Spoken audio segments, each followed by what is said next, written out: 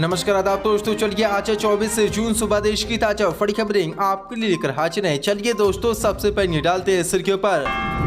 2024 में बीजेपी का सफाया तय, नीतीश कुमार और कांग्रेस का ऐलान। कहा सही विपक्षी पार्टियां हुई एकजुट, मिलकर लड़ेंगे 2024 का लोकसभा चुनाव और मोदी का करेंगे सफाया। मध्य प्रदेश विधानसभा चुनाव से पहले बीजेपी को लगा तगड़ा झटका, बीजेपी के पूर्व विधायक ध्रुव प्रताप सिंह कांग्रेस पार्टी में हुए शामिल। पटना में विपक्षी दलों की बैठक खत्म होने के बाद बोली जम्मू कश्मीर की पूर्व सीएम महबूबा मुफ्ती, महात्मा गांधी के देश को नाथूराम गॉडसे का नहीं बनने देंगे।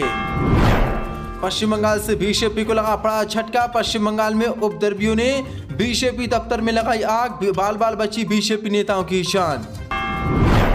यूपी बोर्ड ने 9वीं से 12वीं का सिलेबस बदला, पढ़ाई जाएगी भगत सिंह और सावरकर समेत 50 महापुरुषों की गाथा, समाजवादी पार्टी ने किया विरोध।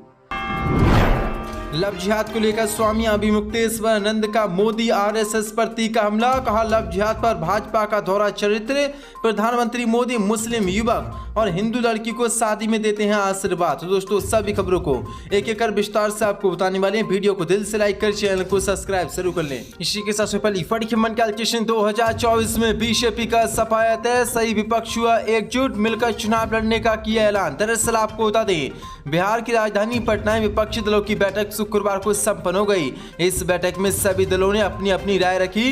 बैठक के बाद सभी दलों के नेताओं ने संयुक्त रूप से मिलकर चुनाव लड़ने की घोषणा की। बैठक के बाद एक संयुक्त संवाददाता सम्मेलन में बिहार के मुख्यमंत्री नीतीश कुमार ने कहा कि बैठक में सभी दलों ने अपनी अपनी राय रखी है। आज की विपक्ष की बैठक में देश की सभी प्रमुख विपक्षी पार्टियों के नेताओं ने भाग लिया। ये एक अच्छी बैठक थी जिससे मिलकर चुनाव लड़ने का निर्णय लिया गया है। नीतीश ने कहा कि सभी दलों में मिलकर एक साथ चलने को लेकर सहमति बनी है तथा साथ चुनाव लड़ेंगे। उन्होंने कहा कि कुछ ही दिनों में यानी अगले महीने फिर एक बैठक शिमला में होगी। उन्होंने इस विश्वास जताते हुए कहा कि उन्हें उम्मीद है कि उस बैठक के बाद ये अंतिम रूप ले लिया जाएगा। उन्होंने कहा कि देश में वर्तमान में जो मोदी सरकार चल रही है वह देश हित में नहीं है, सरकार इतिहास बदलने में लगी है। उन्होंने यहाँ तक कहा कि आजादी की लड़ाई को ही ये लोग भुला देंगे। नीतीश कुमार ने कहा कि अगली बैठक में तय होगा कि कौन कहां से चुनाव लड़ेगा। उन्होंने आए सभी नेताओं का अभिनंदन करते हुए कहा कि हम सभी विपक्षी पार्टियों ने ये निर्णय लिया है कि हम आगे से सभी एक साथ मिलकर लोकसभा चुनाव लड़ेंगे। देश का इतिहास बदल रहा है। अगर ये देश में फिर से बीजेपी जीत गई तो देश का संविधान भी बदल दिया जाएगा। इसलिए सही पार्टियां एकजुट हैं और 2024 में मिलकर मोदी सरकार के खिलाफ चुनाव लड़ेंगे। इसी के साथ बड़ी खबर कैलकुलेशन मध्य प्रदेश विधानसभा चुनाव से पहले भाजपा को एक और बड़ा झटका, बीजेपी के पूर्व विधायक ने थामा कांग्रेस का दामन। दरअसल आपको बता दें, मध्य प्रदेश में इसी साल के आखिरी में विधानसभा चुनाव होने हैं, लेकिन इससे पहले ही आज बीजेपी को फिर एक तगड़ा झटका लगा है। दरअसल आपको बता दें, विजय राघवगढ़ के पूर्व बीजेपी विधायक ध्रुव प्रताप सिंह बीजेपी छोड़कर कांग्रेस पार्टी में शामिल हो गए। आज पूर्व विधायक ध्रुव प्रताप सिंह को पीसीसी चीफ कमलनाथ ने शपथ दिलाई। इस दौरान नेता प्रतिपक्ष गोविंद सिंह भी मौजूद थे। आपको बता दें कि बीजेपी से इस्तीफा देते समय एक वीडियो बनाकर ध्रुव प्रताप सिंह ने बीजेपी पर आरोप लगाया था। ध्रुव प्रताप सिंह का कहना था कि बीजेपी अब अपने मूल सिद्धांतों से भटक चुकी है।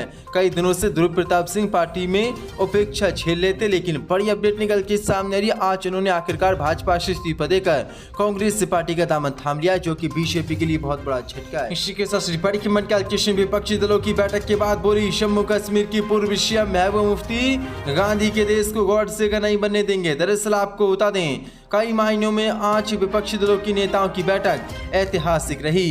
विपक्ष की बैठक के बाद जम्मू कश्मीर की पूर्व मुख्यमंत्री महबूबा मुफ्ती ने राष्ट्रपिता महात्मा गांधी और उनकी हत्या करने वाले नाथूराम गॉडसे पर बयान दिया। महबूबा मुफ्ती ने कहा कि विपक्षी पार्टियां भारत के पारंपरिक और ऐतिहासिक मूल्यों को बचाने के लिए संकल्पित हैं। उन्होंने कहा कि वे गांधी के देश को गॉडसे का नहीं बनने देंगे।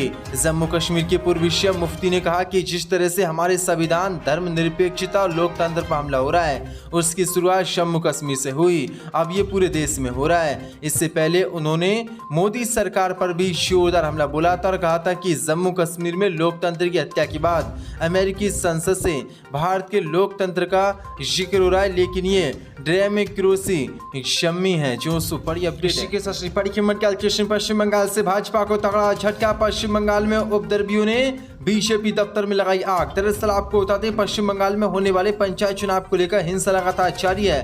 ताजा हिंसा में गुरुवार की रात दार्जिलिंग जिले में सिलीगुड़ी के डाबग्राम गांव इलाके में स्थित बीजेपी दफ्तर में कुछ अज्ञात बदमाशों ने आग लगा दी। इस घटना के बाद पश्चिम बंगाल में एक ताजा राजनीतिक घमासान शुरू हो गया है। बीजेपी नेतृत्व में आरोप लगाया कि इस घटना के पीछे सत्तारूढ़ ममता बनर्जी की पार्टी तृणमूल कांग्रेस के गुंडे थे। उन्होंने दावा किया कि आग का प्रभाव इतना भयानक था कि दफ्तर पूरी तरीके से जलकर खाक हो गया। स्थानीय बीजेपी नेताओं ने यह भी आरोप लगाया कि दफ्तर में आग ये सुनिश्चित करने के इरादे से लगाई गई थी कि क्षेत्र में एक भी विपक्षी दफ्तर मौजूद ना हो। जो बड़ी अपडेट निकल के सामने, लेकिन बड़ा झटका ये लगाया। तृणमूल कांग्रेस ने बीजेपी के आरोपों को गलत बताया, फर्जी बताया। इसी के साथ बड़ी कीमत कैलकुलेशन जगत गुरु शंकराचार्य स्वामी अभिमुक्तेश्वरानंद का लव जिहाद को लेकर मोदी आरएसएस पर हमला। कहा लव जिहाद पर भाजपा का दौरा चैत्र। मोदी मुस्लिम युवक और हिंदू लड़की को शादी में देते हैं आशीर्वाद। दरअसल आपको बता दें, ज्योतिष पीठाधीश व जगत गुरु शंकराचार्य स्वामी अभिमुक्तेश्वरानंद सरस्वती ने लव जिहाद को लेकर बीजेपी आरएसएस पर जोरदार हमला बोला है। शंकराचार्य ने कहा कि लव जिहाद पर भाजपा दोहरी नीति अपनाए हुए है। एक तरफ तो भाजपा लव जिहाद का विरोध करते हुए कानून लाने की बात करती है, वहीं दूसरी तरफ देश के प्रधानमंत्री नरेंद्र मोदी और राष्ट्रीय स्वयंसेवक संघ के प्रचारक रामलाल के यहाँ बेटी की शादी मुस्लिम युवक से होने पर भी आशीर्वाद देने पहुंच जाते हैं। इस बात को सुनकर संघ कार्यकर्ता और सांसद ने विरोध दर्ज कराया, जिसके चलते शंकराचार्य अभिमुक्तेश्वरानंद और बीजेपी सांसद राजेंद्र अग्रवाल में नोकझोंक हो गई। शंकराचार्य सरस्वती ने अपनी बात आगे बढ़ाते हुए कहा कि देश में दो तरह के हिंदू हो रहे हैं। उन्होंने राष्ट्रीय स्वयंसेवक संघ आरएसएस के मोहन बैद को कोट करते हुए कहा कि उत्तर पूर्व के 30,000 स्वयंसेवक गौ मांस खाते हैं। हम किसी के खान पान पर रोक नहीं लगाते। शंकराचार्य ने कहा कि जब तुम्हारे स्वयं सेवक गौ मांस खाएं, मुसलमानों से विवाह करें, तब वह सच्चे हिंदू कहलाते हैं और हम मुसलमानों से परहेज करें। ऐसे में दोनों बात कैसे चल सकती हैं। शंकराचार्य ने कहा कि हम सनातन और अपनी सनातन धर्म और परंपरा को जीवित रखने के लिए आचार्य बने रहेंगे। हम तो बस सभी से ये कहते हैं कि सभी में परमात्मा है। किसी को छोटा बड़ा कहकर अपमान मत करो। अपनी परंपरा और संस्कृति को जीवित रखो, ना कि उनका संकीर्णीकरण करो। लेकिन जो बीजेपी दोहरे चरित्र अपनाए हुए लव जिहाद पर यह पूरी तरीके से गलत है। वहीं बड़ी अपडेट निकल के सामने, शंकराचार्य ने बीजेपी सांसद राजेंद्र अग्रवाल को नोक-झोंक के बाद अपने कार्यालय से और अपने जहां पर उनकी ये कथा हो रही थी वहां से धक्का मारकर बाहर निकाल दिया, जिसके बाद बीजेपी और शंकराचार्य में अब तनातनी बढ़ गई है। यूपी बोर्ड ने 9वीं से 12वीं का बदला सिलेबस, पढ़ाई जाएगी सावरकर समेत 50 महापुरुषों की कथा। विपक्ष ने उठाए सवाल। दरअसल आपको बता दें, उत्तर प्रदेश शिक्षा बोर्ड ने 9वीं से 12वीं की कक्षा किताबों में 50 महान हस्तियों की जीवनी को शामिल किया है। उत्तर प्रदेश माध्यमिक शिक्षा परिषद की ओर से यूपी बोर्ड के 9वीं से 12वीं तक के छात्रों को भगत सिंह से लेकर विनायक दामोदर सावरकर समेत 50 महापुरुषों की जीवनी पढ़ाई जाएगी। सबसे जरूरी बात यह है कि छात्रों को ये विषय सिर्फ पढ़ने ही नहीं बल्कि उनमें पास होना भी अनिवार्य किया गया है। यूपी बोर्ड की ओर से नैतिक शिक्षा विषय में इन 50 महापुरुषों के नामों को शामिल किया गया है। 9वीं से 12वीं तक छात्र इन महापुरुषों की जीवन गाथा इसी सेशन 2 जुलाई 2023 से स्कूल खुलने के बाद पढ़ सकेंगे। समाचार एजेंसी एएनआई के मुताबिक यूपी बोर्ड में शामिल किए गए 50 नई हस्तियों में महात्मा गांधी, विनायक दामोदर सावरकर, पंडित दीनदयाल उपाध्याय, पंडित मदन मोहन मालवीय, राजा राम मोहन राय, सरोजिनी नायडू, भगत सिंह, गौतम बुद्ध, महावीर जैन, स्वामी विवेकानंद, बेगम हजरत महल, महर्षि पतंजलि, शल्य चिकित्सक, वहीं रामकृष्ण परमहंस, ईश्वर चंद्र विद्यासागर, महानक समेत कई इसमें महा लोग शामिल हैं। लेकिन बड़ी अपडेट निकल के सामने, अखिलेश यादव ने इस पाठ्यक्रम में सावरकर का नाम शामिल होने पर सवाल उठाए हैं और भाजपा पर गंभीर आरोप लगाया है।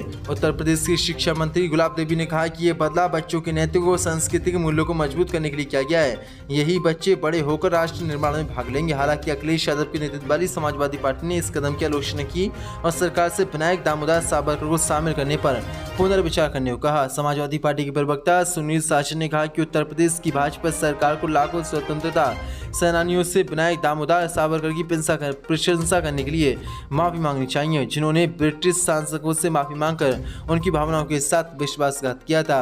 इससे पहले समाचार एजेंसी पीटीआई ने जानकारी दी थी कि उत्तर प्रदेश के स्कूल इस सेशन से संशोधित एनसीईआरटी पाठ्य पुस्तकों को अपनाएंगे।